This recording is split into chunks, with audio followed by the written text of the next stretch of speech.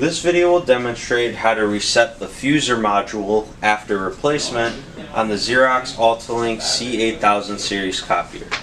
So the first thing you want to do is hold the home button on the screen for about 6 to 10 seconds.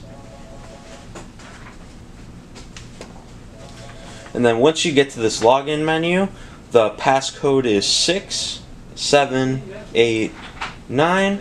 Then you hit OK to confirm. And then this will bring you up to the diagnostics menu. Next, you want to go down to the tab that says maintenance.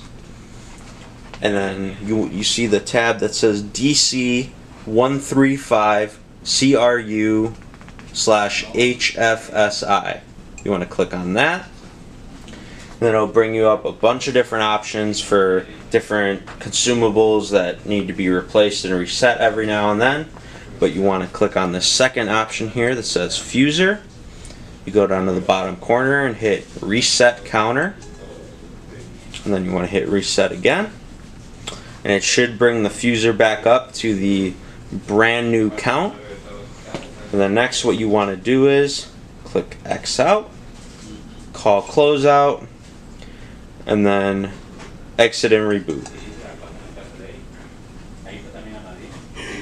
And once the machine boots back up, your new fuser will be all good to go and ready to print. That is how you do the fuser module reset after installation on a Xerox AltaLink C8000 Series copier.